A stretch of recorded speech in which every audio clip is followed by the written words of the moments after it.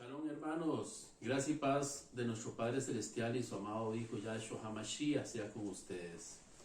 Gracias por haber perseverado en este discipulado que estamos llevando. Hoy vamos a ver la lección número 8. Ya pasamos a través de lo que era la divinidad del Padre, del Hijo y del Ruach, del Santo Espíritu. Hoy vamos a aprender sobre la totalidad del libro de la Biblia. Vamos a enfocarla en 10 escenas, como si fuera una película, si fuera un cuento. Y de esta manera tener una idea de cómo es que está construida toda esta historia. Esta lección se titula El drama divino. Cada una de las escenas que vamos a ver son como grandes etapas vividas a través de la palabra de nuestro amado Señor. El primero, lógicamente, tiene que ver con el Génesis, con la creación, y este se llama la creación y la caída. La segunda etapa se va a llamar los patriarcas. La tercera, el éxodo. La cuarta, el monte Sinaí. La quinta, la conquista. Sexta, reyes. La séptima, el exilio. Hasta aquí nosotros vamos a ver todo lo que tiene que ver con el Antiguo Testamento. La octava es Yahshua HaMashiach. La novena es la parte de Pentecostés. Y la última, la segunda venida de nuestro amado Señor. Pues bien, esta primera época de la creación y la caída tiene que ver entre los años 3761 al 1731 aproximadamente antes de Cristo, antes de Yahshua. En esta nosotros conocemos lo que son los siete días de la creación, conocemos la parte de Adán y Eva y vemos algo interesante que comienza a pasar en todo este drama divino y es la desobediencia del hombre con respecto a lo que nuestro amado Señor nos manda. Sabemos nosotros a través de la historia que Adán y Eva pecaron en desobediencia. Eva por ser engañada por la serpiente y Adán por consentir esa desobediencia de Eva. Ambos son expulsados y a través de esta expulsión vemos nosotros la figura de Hasatán metido en la culebra, en la serpiente, que es la que lleva la tentación a Eva para que ella caiga en el engaño. ¿En qué resultó el engaño de Hasatán? Resultó en decirle a la mujer de que no iba a morir y que si ella comía del fruto iba a ser como Dios, iba a conocer sobre el bien y el mal. Y eso precisamente fue lo que llevó a que tanto el hombre como la mujer fueran desterrados del paraíso y comenzara a vivir con el castigo que Dios les había impuesto. A la mujer que iba a dar con dolor, que iba a parir con dolor y que iba a estar sometida a la autoridad del hombre, y al hombre que iba a ganar el sustento que iba a ganar con esfuerzo el sustento de él y de su familia. También conocemos a través de esta caída la acción del primer asesinato perpetrado entre los hermanos de los hijos de Adán y Eva, Caín y Abel, donde Caín por envidia de su hermano le quita la vida. Y en fin, y ahí comienza todo lo que es este proceso de peregrinar de lo que va a llegar a ser el pueblo de Israel, el pueblo escogido de nuestro Señor. Entonces comenzamos a ver que el Señor crea algo maravilloso. Toda su creación, vemos nosotros a través de cada uno de los días de creación que dice, y el Señor vio que era bueno lo que había hecho.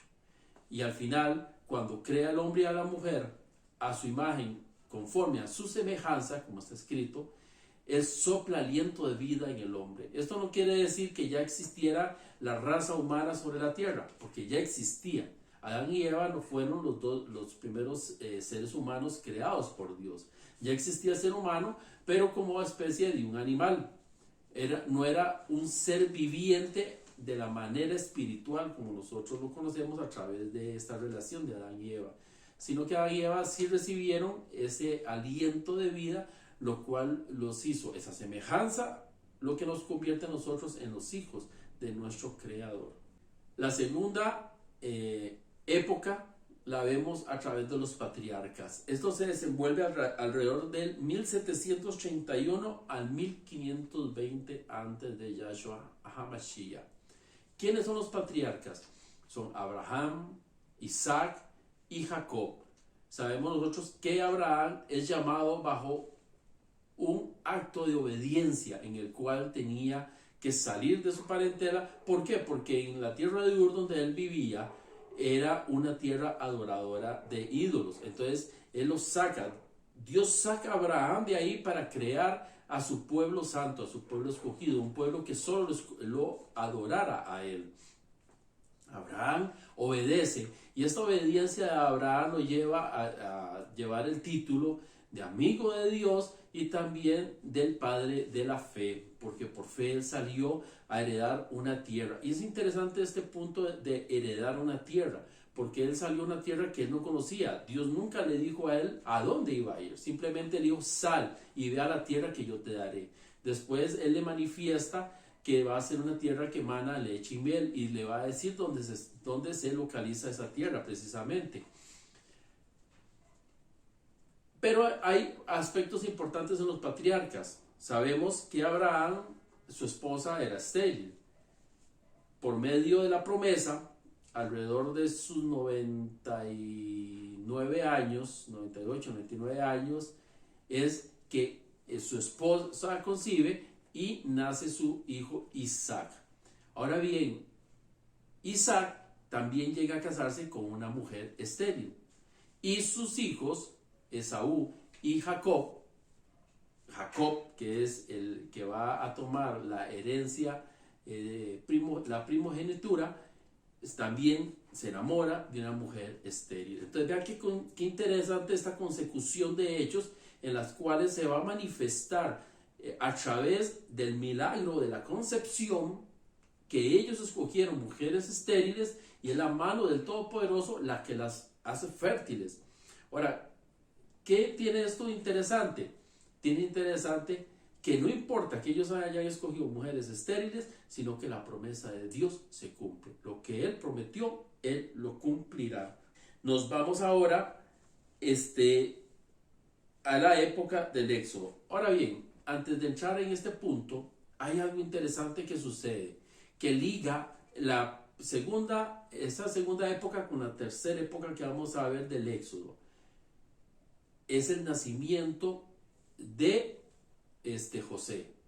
Abraham, Dios le dijo que iba a ser padre de naciones, pero vemos que él llega y engendra hasta su ancianidad a Isaac, al cual Dios le pide en sacrificio, y él, aunque no quería entregarlo, él no quería sacrificar a su hijo por obediencia. Entonces supongo que Dios aquí le estaba probando a él lo que no se pudo conseguir en el jardín del Edén, lo que era que el hombre fuera obediente ante lo que Dios le pidiera, sin importar lo que le estuviese pidiendo.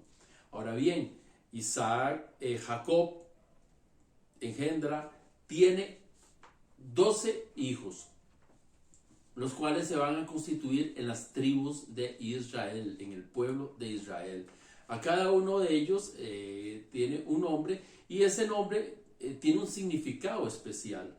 Entre los más relevantes vemos que está Leví, que es de donde viene todo el pueblo de la descendencia de levitas. Y los levitas son el pueblo de sacerdotes del pueblo de Israel. Y sabemos que Moisés viene del pueblo levita. Vemos un Judá, que es un hermano protector, que después, cuando vamos a ver la parte de la separación de los dos reinos, Judá se lleva a su hermano menor Benjamín, para que ellos dos en el reino del sur constituyeran la protección de lo que era el pueblo adorador y amante del único y verdadero Dios, que es donde se encuentra precisamente en el reino del sur la ciudad de Jerusalén. En el Éxodo, que nos anda alrededor del 1520 al 1080, los 430 años de cautiverio, se dan por medio de José, el 11º hijo de Jacob.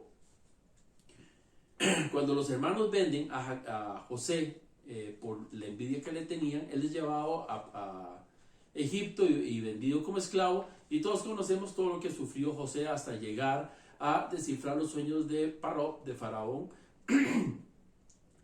y determinar que venían 7 años de abundancia y 7 años de escasez. En estos 7 años de escasez es cuando Jacob manda a sus hijos a conseguir comida porque escuchaban que había comida en Egipto, y es donde ellos se encuentran o reencuentran con su hermano. Claro, ellos no lo reconocen, José sí los reconoce de inmediato. Pasa todo lo que sucede aquí con la relación de José y sus hermanos, se reconcilian y él les dice que se vengan a Egipto a vivir porque ahí no les va a faltar la comida. Y así lo hacen. Pero pasa algo importante. ¿Recuerdan cuál fue lo que Dios le pidió a Abraham? ¿Y qué fue lo que Dios le prometió? Le prometió una tierra donde fluía leche y miel. El pueblo, cuando hay hambre, ellos se desplazan a Egipto, pero les gusta lo que ven en Egipto. Y lo que ven en Egipto los hace separarse de lo que venían en su parte de religión, de su espiritualidad, de adorar a un único Dios, y comenzaron a convertirse en idólatras, comenzaron a adoptar las costumbres egipcias. Eso se llama helenizar, porque los egipcios no los obligaron a ellos a ser adoradores de sus dioses, sino que como ellos vieron y les gustó lo que veían, entonces comenzaron a adquirir esas costumbres. Ellos tenían que quedarse solo los 7 años que había escasez, porque después de los 7 años de escasez ya la tierra y el ganado se recuperaba y ellos podían volver a la tierra donde Dios los había mandado. Había sacado a Abraham, ¿de dónde? De Ur, de un pueblo de idólatras, y ahora el destino los lleva otra vez a un pueblo de idólatras. Entonces, ellos no tenían que quedarse en Egipto, ellos tenían que salir de ahí, pero no salieron. Ellos se quedaron ahí, desobedecieron, rechazaron las bendiciones de Dios y no volvieron a la tierra prometida. Esto es importante que lo tengamos nosotros, porque es algo que se va a repetir constantemente en este pueblo, en el pueblo escogido de Dios. En la parte del Éxodo vemos nosotros cuando Dios quiere recuperar a su pueblo. Entonces él levanta a un caudillo, levanta a un libertador. En esta tercera época, en el Éxodo, aparece la figura de Moisés. Ahora bien, Moisés, sin saber lo que él esperaba, él es criado en el palacio de Faraón, pero hay algo en su naturaleza que lo jala hacia conocer de dónde él venía, y él se da cuenta de que él es israelita, él pertenece al pueblo de Israel, él es hebreo. Y cuando ve una acción de un egipcio maltratando a un hebreo, entonces él interviene y lo mata. Ahora, Moisés tiene que salir huyendo de Egipto, porque la ley dictaba que cuando alguien mataba a un egipcio, el castigo era la pena de muerte. Usted sáquese de su cabecita todo lo que ha aprendido a través de la película de Charlton Heston de los 10 mandamientos, de que él era el favorito de Faraón y que él era el que iba a heredar el trono y que se iba a casar con Nefertiti y todo ese romanticismo. Eso no es verdadero, eso no existe. Moisés nunca iba a heredar el trono de Egipto. Entonces él salió huyendo porque la ley dictaba que él tenía que morir. ¿Y para qué salió huyendo? Para llegar a la tierra donde él iba a tener el contacto con nuestro amado Señor a través de la zarza ardiente. Es la manifestación del Espíritu de Dios hablándole a él, indicándole qué es lo que debía hacer.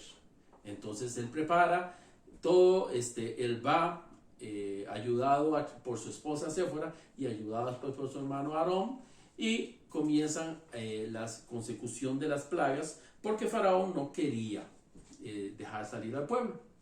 Pues bien, también sabemos que después de la 10ª plaga el pueblo sale. Hay algo importante aquí. ¿Qué sucede la noche de la muerte de los primogénitos? Sucede en el día 15 que es la celebración del Pesaj, la celebración de la cena pascual, que es cuando la noche en que el pueblo de Israel es liberado. Ahora bien, se celebra el Pesaj y el pueblo sale a un encuentro, el encuentro de la cuarta época que vamos a ver. Este encuentro del pueblo con Dios en su Monte Santo es un caminar de 50 días.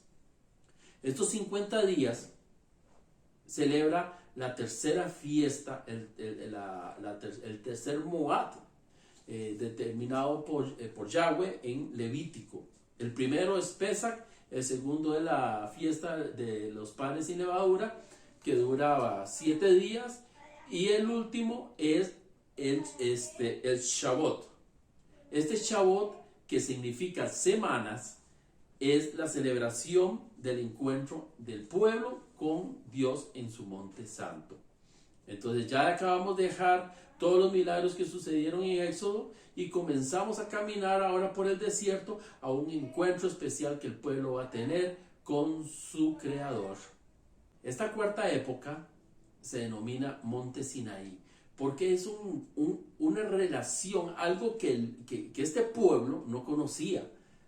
Tenían que dejar las comodidades, aunque eran esclavos, ellos estaban cómodos, tenían casa, tenían comida, tenían techo, se reproducían. Pero ahora van a un encuentro a donde van a recibir la ley. Moisés sube al monte Sinaí y recibe la ley. Y la ley lo que viene es a decirle al pueblo cómo debe comportarse.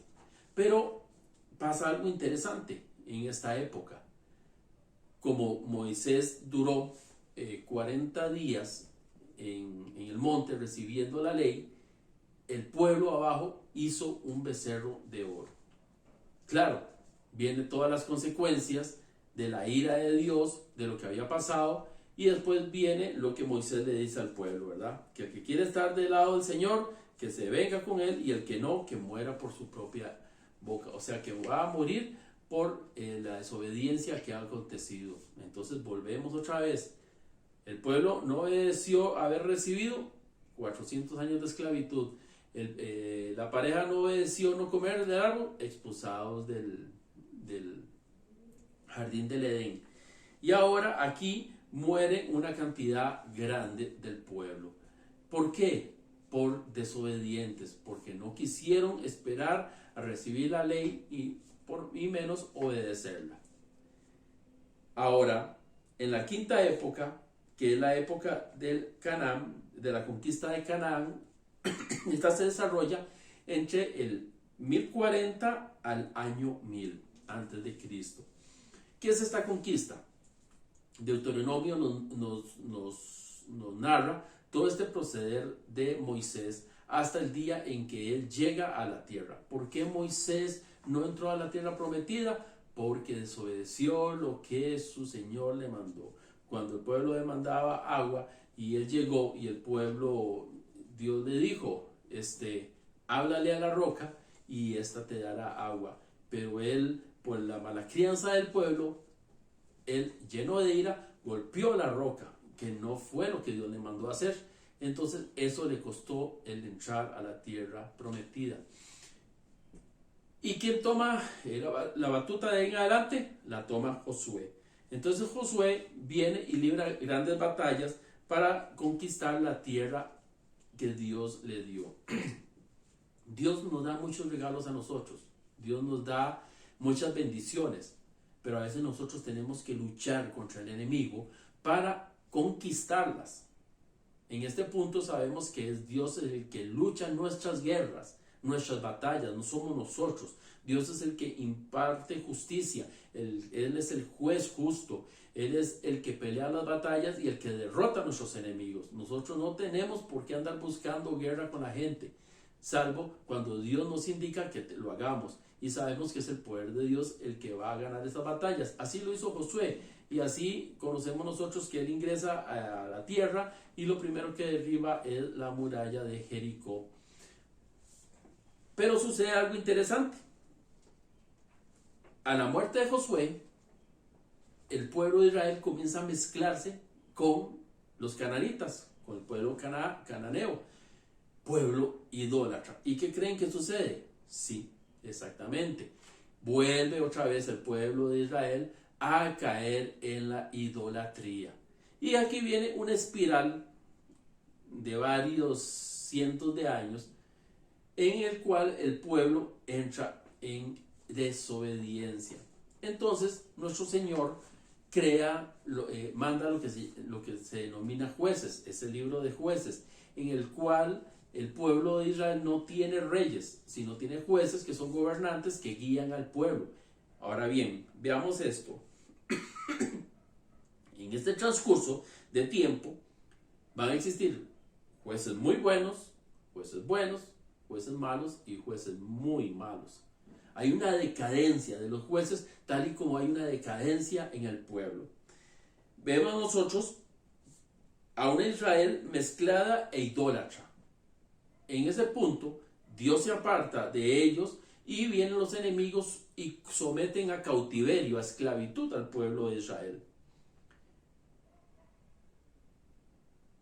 Dios no es que favorezca, sino que al apartarse deja a la libertad. Ya el pueblo está desprotegido. Vienen los asirios, vienen los babilonios y los toman presos. En este punto de este círculo, vemos entonces que el pueblo de Israel entiende el pecado en el que ha caído y entonces entra en arrepentimiento. Este arrepentimiento conmueve el corazón de nuestro amado Señor. Entonces ya Dios lo que hace es levantar libertadores, o sea, levanta lo que se llaman los jueces. Estos jueces vienen y pelean contra los pueblos agresores, los filisteos, los babilónicos, y hacen que el pueblo sea liberado. El pueblo de Israel entra entonces en paz, pero al estar en esta paz vuelven a caer en el pecado, vuelven a ser idólatras y vuelve otra vez al principio. Y esto se repite varias veces a través de toda esta historia. Un pueblo pecador, un pueblo que se arrepiente, un Dios perdonador, un levantador, un libertador, un pueblo en paz, un pueblo pecador y vuelve lo mismo. Y esto es de lo que lo que usted se puede encontrar en el libro de Jueces. Los tres primeros jueces, que son Otoniel, Ahot y Débora, son jueces muy buenos, jueces poderosos y jueces que saben cómo llegar y cumplir el propósito de Dios de libertad al pueblo. Pero después viene una decadencia de los jueces en los que siguen. Tenemos a Gedeón que era primero una persona muy tímida y después termina siendo un gran idólatra. ¿Y qué es lo que pasa con este juez? ¿Liberta al pueblo? Sí, lo liberta, está bien. Pero al caer en idolatría, lleva al pueblo a que cometa la idolatría. Después tenemos a Jefte, que era como un tipo mafioso, un maleante de la mafia, y la gente lo busca. Él viene, toma el puesto de juez, pero como era así maluco, medio malón, él toma a Yahweh como si fuera un dios más de los que tenían los pueblos de ahí, y no le da el respeto que Yahweh debe tener. Y el último, que lo conocemos todos, Sansón, un indisciplinado, promiscuo, violento, no hacía caso, desobedecía todo lo que sus padres le decían. Y sabemos cómo fue que murió Sansón. Pero hay algo interesante. Esos jueces, aunque son jueces malos, Dios no apartó el espíritu de ellos. Ellos luchaban y ganaban contra los filisteos, ganaban contra los asirios, contra los babilonios, y ellos ganaban las guerras. Lo que pasa es que ellos estaban perdidos de acuerdo al rumbo que debían de llevar con la relación con el Eterno. Dios cumple su propósito aunque la persona se pierda en el camino. Esto nos pone ahora en la época de los reyes. Estamos en los años del año 1000 al año 750 aproximadamente antes de Cristo. En los reyes nosotros conocemos la historia que el pueblo no tenía rey. ¿Quién era el rey de Israel en ese momento? ¿Tú lo sabes? Sí, es correcto. El gran yo soy. Yahweh es el rey de su pueblo, el rey de Israel. Pero el pueblo de Israel veía que las demás naciones tenían reyes y ellos querían uno, un rey que ellos pudieran ver. Lo vemos nosotros en 1 Samuel 8:5, donde el pueblo demanda que ellos quieren un rey que nos juzgue como tienen todas las naciones. Entonces Yahweh le dice que ellos quieren un rey. Está bien, se los vamos a dar, y le da a Saúl, un rey que llegó a someter en mala manera al pueblo, un rey malo, inclusive que llegó a ser despreciado por el mismo Dios. Es donde Dios levanta a David y lo unge como rey en vida, mientras Saúl aún tenía vida, estaba vivo. Y conocemos ahí toda la historia, lo que pasó, la relación de David con Saúl. Saúl quería matarlo y al final terminó Saúl quitándose la vida. Viene David, se levanta como rey y también tiene todos sus problemas. El adulterio y lo que pasó con Bernabé, y cuando mató a su esposo con tal de dejársela porque la había embarazado. Y después cuando él quiere construir el templo a Dios, Dios no se lo permite. Le dijo, no, porque tus manos tienen mucha sangre. Mi templo lo construirá tu hijo Salomón, que es aquí el tercer rey que aparece. Salomón, que también todos conocemos por su sabiduría. Me gusta el pasaje en 1 Reyes 3:5, donde Yahweh le dice, pide lo que quieras que yo te dé. Imagínense que Dios nos haga esa afirmación, pídeme lo que quieras que yo te dé. Y Salomón dice, da pues a tu siervo corazón entendido para juzgar a tu pueblo y para discernir entre lo bueno y lo malo. Claro, esto le gustó muchísimo a Dios, este tipo de respuesta, y le dio lo que él pedía y más. Inclusive la misma palabra dice que no hubo ni habrá hombre más sabio ni más rico que Salomón en toda la historia. Pero esta parte de los reyes, siguen otra serie de reyes ahí, creo que son como 20 reyes más los que siguen, y Salomón levanta el templo para nuestro amado Señor. Templo que después será destruido, después volver a ser edificado y nuevamente será destruido.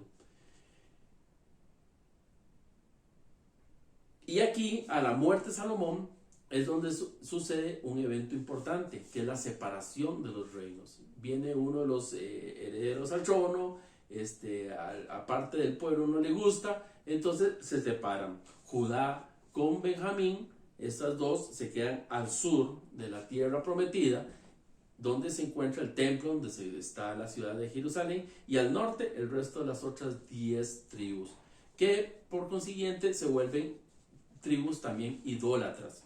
Y esto nos lleva a la séptima época. En este conflicto que existe en este pueblo, con esta separación del pueblo de Dios, viene la parte de lo que es el exilio. Está entre los años 750 al año 0, que es el año de nacimiento de Yahshua HaMashiach. Leemos en 2 de Crónicas 36, 15, 16. Y Yahweh, el Elohim de sus padres, envió constantemente palabra a ellos por medio de sus mensajeros, porque él tenía misericordia de su pueblo y de su habitación. Mas ellos hacían escarnio de los mensajeros de Dios y menospreciaban sus palabras, burlándose de sus profetas, hasta que subió la ira de Yahweh contra su pueblo y no hubo ya más remedio. volvemos a lo que hemos estado en las épocas anteriores. La desobediencia, la rebeldía, Dios mandando su palabra, un pueblo duro de corazón, un pueblo que no quiere obedecer y un pueblo que cae, al igual que en la época de los jueces, que cae en cautiverio, que cae preso de sus enemigos. Dios levanta profetas. Aquí tenemos profetas como Isaías, Jeremías, Ezequiel, Daniel. Todos ellos mandan palabra de lo que Dios les está hablando que deben de hacer, pero el pueblo no hay manera que haga caso. Entonces, al final, en las profecías de Daniel, él indicaba que el cautiverio de Israel iba a ser de 70 años en Babilonia, y se cumplen los 70 años y el pueblo queda libre. Y es un pueblo que queda con uno de los últimos reyes, que creo que es uno de los profetas, el último de los profetas del Antiguo Testamento, que pasan un tiempo donde ya no hay profecía. Ya todo lo que tenía que haber dicho ya se dijo y ya no había profecía, había silencio, ya no había palabra. Este tiempo era un tiempo de espera para la venida del Maestro. Exactamente como cuando el pueblo salió de Egipto, duró un tiempo de 50 días esperando a llegar a recibir la ley, la palabra. Ahora estamos en un tiempo también de espera en el cual estamos esperando que venga ahora la palabra, pero ahora viene la palabra viva, que es la octava época, la época de Yahshua HaMashiach. ¿Quién no conoce la historia de nuestro amado Señor? Su nacimiento, cómo Juan proclamaba la llegada, cómo él fue bautizado, cómo él sufrió tentación, cómo él enseñaba, cómo vino y capturó todos estos discípulos que los estaba preparando para que ellos siguieran el mensaje. Y después viene el periodo de su muerte y resurrección. Como dije en unas lecciones anteriores, la última cena, que no es última cena, sino que es la celebración del Pesach, la cena pascual que Yahshua estaba haciendo, en donde él consagró ya su cuerpo y su sangre como para la redención de la humanidad, se cumple exactamente como estaba cumpliéndose en Éxodo. Se celebra el Pesach, el pueblo va a ser liberado. Pasan 50 días y recibimos el regalo divino de nuestro Señor. En el Éxodo recibimos la Torá, recibimos la palabra. Ahora con Yahshua recibimos el Ruach HaKodesh. Yahshua sube al Padre, pero nos deja el Ruach para que nos guíe. Igual que la palabra que la Torá guió al pueblo de Israel, ahora es el Espíritu Santo, el Ruach HaKodesh, el que va a guiarnos a nosotros a través de lo que queda para llegar a la para llegar a esta nueva época, a esta novena época, que es la época de Pentecostés. Realmente Pentecostés, que es la venida del Espíritu Santo. ¿Qué es lo que sucedió con los discípulos? ¿Qué sucedió con toda la gente que está en el aposento alto? Al recibir el Ruach, ellos salieron, ellos hablaban en otras lenguas que no conocían y le hablaban a gente de lo que es el mensaje de salvación. Le hablaban de Yahshua HaMashiach.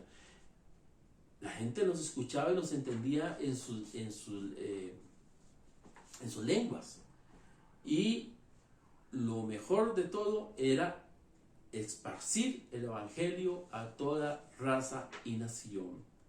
Ahora bien, la novena época, que va a ser la segunda venida de Yahshua aquí para ser juzgados, y que su remanente se vaya con él a la segunda Jerusalén, se vaya al reino celestial, y lo que ha de ser recibir el premio del castigo por desobediencia, será así como el pueblo deba aceptarlo. Entonces nosotros vemos a través de todas estas épocas algo que se repite constantemente: la acción de amor de nuestro Señor dándonos lo mejor, el pueblo rechazándolo y el pueblo volcándose a la idolatría. pero hay un remanente que queda siempre escuchando la palabra, obedeciendo la palabra y siguiendo los preceptos que el Señor nos quiere dar.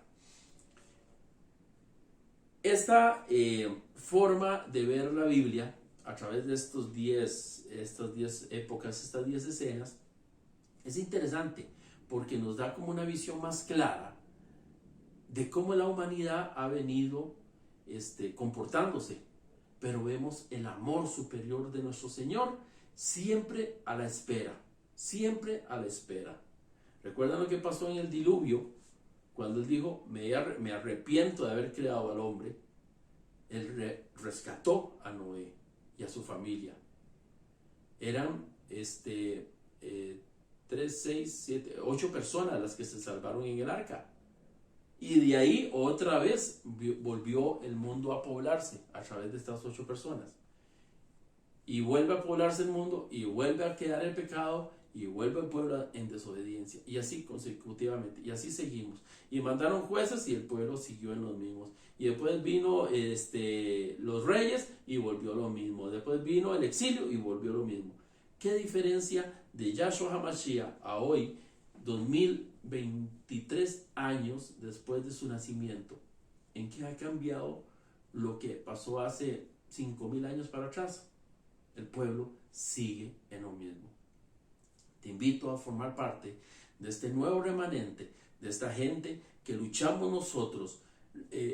Recordemos que seguir a Dios no te hace un santo, te lleva a la santificación, te lleva al conocimiento.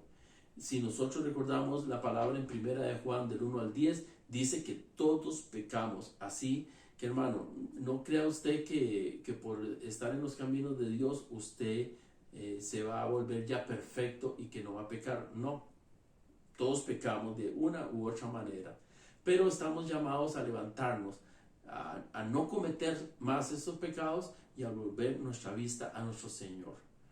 Una vez nos llevó a un monte, ahora llevó la palabra al monte, y ahora la palabra es viva y es eficaz, y es la palabra que yo estoy compartiendo contigo precisamente para que alcancemos la salvación, para que el día en que Yahshua, en esta 10ª época, en su segunda venida, Él venga y el Padre diga, venid a la derecha de mi Padre, benditos, estemos nosotros de ese lado del juicio divino de nuestro Señor. Él tendrá misericordia de que quiera tenerla, pero amémoslo a Él, porque Él nos amó primero a nosotros. Se te ama en el amor de Cristo.